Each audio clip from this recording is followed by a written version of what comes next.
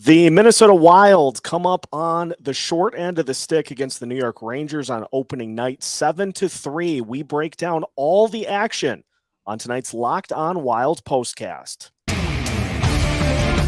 You are Locked On Wild postcast, part of Locked On Sports Minnesota, your team every day.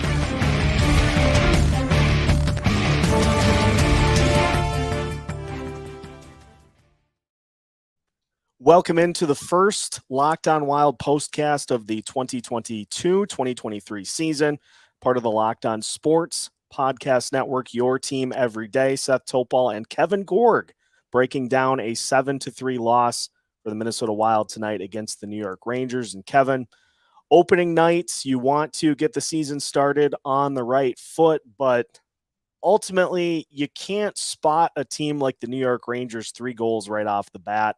Wild just were playing catch up the rest of the night. Yeah, they were. And just listening to Dean Evison here in the post-game presser, he referenced a couple of things. Very atypical night for the team defensively, and he was quick to point out some dumb penalties. And I think before the game started, if you looked at the game plan tonight, the Wild are always going to be at their best 5-on-5, but that gets magnified when you play a team like the Rangers that has the skill and the talent that they possess. And, listen, we love Jake Middleton. That was a silly penalty in the neutral zone. Tripping a guy behind the play didn't save a scoring chance, certainly didn't save a goal. Rangers get on the power play and make an unbelievable pass. The Wild are going to be a more aggressive team on the kill this year, but to beat an aggressive penalty kill, you have to make 3 really good passes. The Rangers did it. That took the life out of the building, and it just kind of went from there. Yeah, it was just one of those things where it felt like the game was kind of teetering, and the Wilds were controlling the 5-on-5 to start. But yeah, that Kreider goal on the power play to start it for the Rangers, it's just tough after that, because you look at throughout the course of the game, it felt like the Wild got some good opportunities against Shesterkin. He just made some great saves. He's phenomenal. I think if you polled the media throughout the National Hockey League, we were talking about this in the mess hall tonight with Wes Walz and Ryan Carter, he's likely the guy that gets the nod as the best goaltender in the world right now. And you've seen it now for a couple of seasons. The Rangers seem to feed off him. And there was some respect shown by New York, because they're in a situation where they're going to play back-to-back here. They had a game a couple nights ago. He was awesome against the Lightning in that home win on national TV. And with a back-to-back, you thought, well, maybe they'll give him the night off. No. The Wild had their respect, had their attention. He came out, I thought, made some big-time saves early in the game when the crowd was still really waiting to get this team in the game. And, every chance the Wild had to really get back in the hockey game, the Rangers found an answer. And no doubt the Wild need to be better defensively. They need to make smarter decisions without the puck. And Marc-Andre Fleury just spoke to the media, and he admitted, listen, I need to be better. I need to come up with a big save now and then. He didn't have that tonight, and that's rare as well. And it's game number 1. I know a lot of Wild fans out there are going to already start to panic about the goaltending situation. Let's give it a month here. Let's see where we're at. This was not a good night for Marc-Andre Fleury, but frankly, it was not a good night for anybody in a Wild sweater. So I think that there's a lot of time left to decide whether this tandem's going to be okay. And I think there's no reason to panic so far. And, you look at the numbers by and large, and that doesn't tell the whole story for Fleury per se, because, we talked about the Kreider goal. He's literally standing like 3 feet to his left and basically just has to tap it in like a birdie putt. The other one that kind of was a surprise was when Panarin had the puck behind the net, and you have 2 Wild skaters just watching him, which allows the entire rest of the lineup for the Rangers to come up into the play, and then there just is a ton of traffic in front of the net. I forget who scored it, but they went wickets on Jonas Brodin, and that's just kind of how it goes sometimes. Yeah, I believe that was the Fox goal, and the Wild were very passive in that situation. And you mentioned Jonas Brodin. This is an elite defenseman who had a tough night. He was -4 tonight. So there's a lot of blame to go around. And, when you play a team like the Rangers on opening night, and there's a lot of buzz and media attention, the start of the hockey season, a lot of this stuff is going to get blown out of proportion here in the next 24 hours. And I think it's important to remember that there's an 82-game schedule, and you're going to have some nights where you don't look as good as you probably are. The Wild are a much better team than they show tonight. And you're going to do it against a team like the Rangers, who I think, and Ryan Carter made the point during our broadcast tonight, the fact that they not only had a game under their belt, but had a game under their belt against Tampa Bay, that makes a huge difference early in the year, because none of these guys are playing meaningful hockey. Most are playing maybe 3 preseason games. It's a different pace. It's a different level of physicality. And tonight, the Wild looked like a team that probably needed to get a game under their belt. No excuses. They stunk. They didn't play well. Their goaltender struggled. I mean, I'm not making excuses, but that's the facts, that the Rangers looked like the more poised team. They had that game under their belt, and they're one of the Cup favorites. So it's a good lesson for the Wild to learn, and now they need to bounce back on Saturday and beat a team that isn't as good as the Rangers. But, the LA Kings are certainly very dangerous as well. Just wanted to talk about, the thing that I did see on Twitter was people pointing to, the line combinations. Like, we gotta mix things up. We got to put them in a blender. And Dean did that during the game. But again, it preaches to the patience of, this is game 1. And I thought, from what I saw throughout the game, I thought all those lines had moments where they were generating good looks. The top line, the Kaprizov line doing their thing. By and large, I did not think that the offensive lines were the problem in this one tonight. Not at all. In fact, early on, and again, it's hard to talk about a first period where the Wild outshot the Rangers 15-8 and realized they left the period down 3-0. But the top line was awesome in the first period. Kaprizov had his juice going. They had some good looks.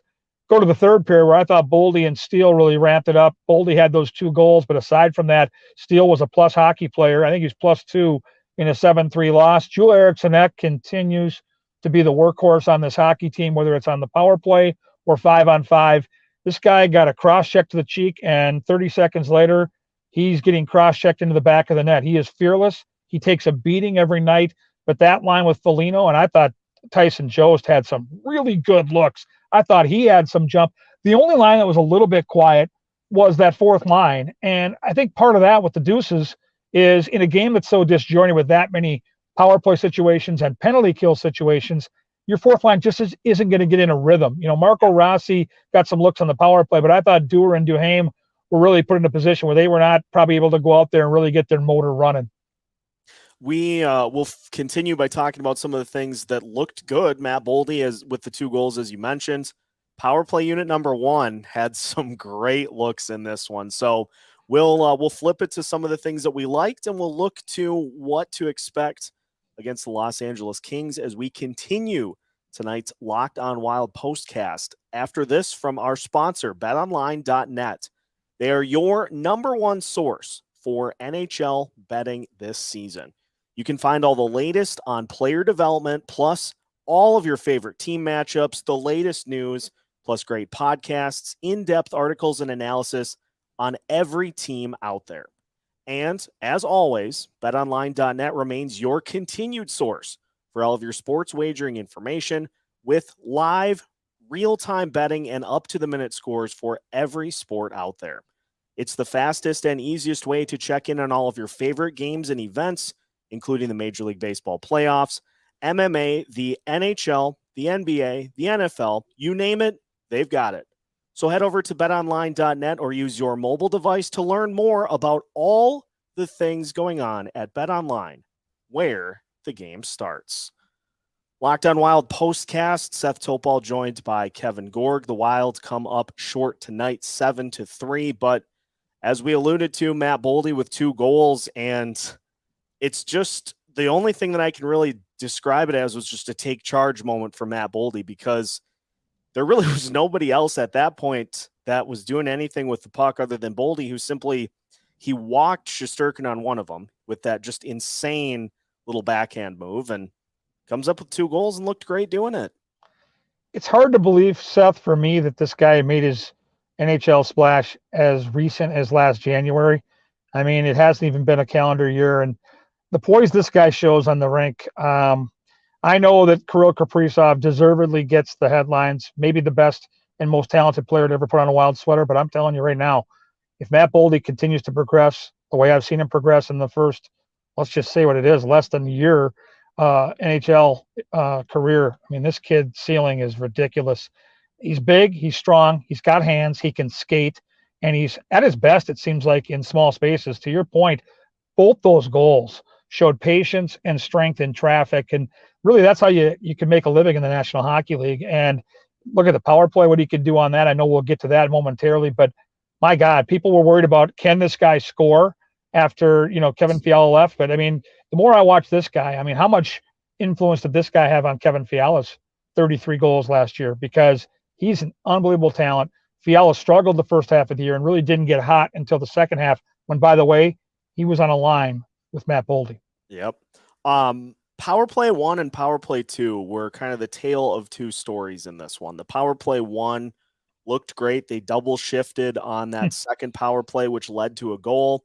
Power play 2 was a little bit of a work in progress, but got to be impressed with what we saw from that top unit. They were very much in control of the action, and on a couple of those instances, just some great Shesterkin saves. I think it was Kaprizov right at the side of the net, and Shesterkin just made a point-blank save that if it's even a fraction of an inch higher, it's another power play goal. Yeah, that top unit's going to get the lion's share of the looks to start, unless they are coming off a shift where they're dead tired, because Dean Evison showed his hand tonight in every critical situation.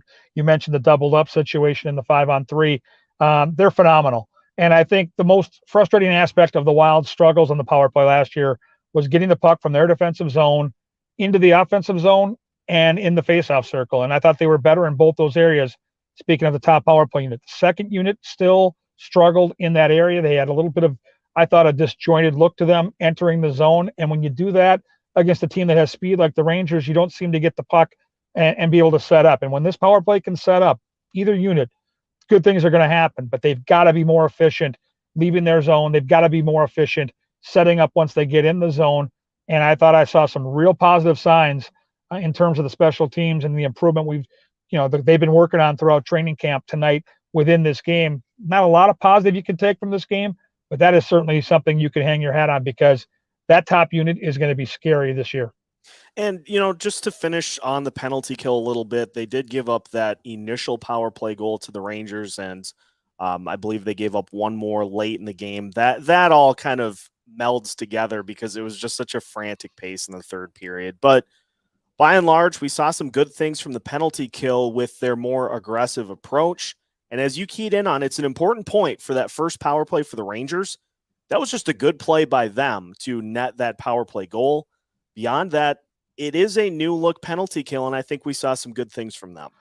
Yeah, they've worked on it a ton. I mean, I'm talking, if you look at training camp, that was 3 weeks long. If you measure 5-6 practices a week, I would say in all but one each week, they were working on the penalty kill. That was the biggest point of emphasis from this coaching staff, and that's going to be the most important thing that needs to improve. Last year, 76% wasn't good enough. How they got to 113 points with a penalty kill in the bottom 7 in the league is beyond me. But, you've got to be better in that situation. And one of the areas that the Wild looked at, and maybe it's the setup, maybe it's how they killed the penalty, they were too passive, but saves on high danger chances when the Wild were shorthanded, they were in the bottom 4 in the league. And so between Marc-Andre Fleury and Philip Gustafsson, with this more aggressive penalty kill, they are going to have to feed off that kill and realize that at some point, when you're out there chasing on the penalty kill, that back door is going to be open. And as a goalie, you've got to be able to read that play, pivot, and get back. Now, tonight on that goal, that's not a play that any goalie can stop. So I'm not blaming Fleury on that one. But moving forward, that is going to be the one area that's going to be, I think, important for the Wild and their goaltenders to be aware of. But I like, with a team that can skate, with a team that has a blue line like the Wild, Seth, that's mobile and can move, I like being aggressive, force that team to make perfect passes, and 3 or 4 of them in a row to beat you. Let's just finish up by talking about the Kings, who come to the Xcel Energy Center on Saturday. Kevin Fiala's return to the Xcel Energy Center, and a Kings team, that seemed like they got into the playoffs last year despite their offense. Not going to be the case this year, because that top line for the Kings looks like they are going to be for real. Yeah, I think both teams in California are up and coming. Anaheim and LA have young talent, young legs, skill players, and the Kings still have Anze Kopitar, and he is a stud, and he's a wild killer. So I'm going to be very curious, because the Kings can present some matchup problems. Their power play can be super dangerous. And so I know the Wild have one practice tomorrow. I know this coaching staff well. It's going to be a hard practice. It's going to be a physical practice, and they are going to work on anything but defending and being better in front of their goalie. So I think the Wild are going to come out and try to play a very, very sharp game defensively. I don't think they're looking to go out there and outscore the Kings and play run and gun hockey. I think on Saturday, you're going to see this team really try to shut things down, get a lead, and play a much more smart brand of hockey. And I think the Kings will be everything you want in a test, and you know Kevin Fiala. We all know him and how motivated he's going to be on Saturday. This is a guy that's going to go out there and take a bunch of chances offensively. He's got such a good shot. It's going to be a fascinating matchup to see the way the Wild try to defend Kevin Fiala, because he still has, I mean, just unbelievable offensive skills. So the game within the game is, if you can shut down Fiala, you're probably going to win that hockey game, but I would expect a much better effort from the home team in 48 hours. Minnesota Wild lose 7-3, and that will conclude tonight's Locked On Wild postcast. Thank you to everybody who tuned in on the Locked On Sports Minnesota YouTube channel. We will be doing these pretty much all season here. It'll be either Kevin and me or myself, depending on where the Wild are at geographically. But we will have you covered with the Locked On Wild postcasts for the entire season. So make sure that you follow along as we keep you up to date on the Minnesota Wild season all year long as part of the Locked On Sports Podcast Network.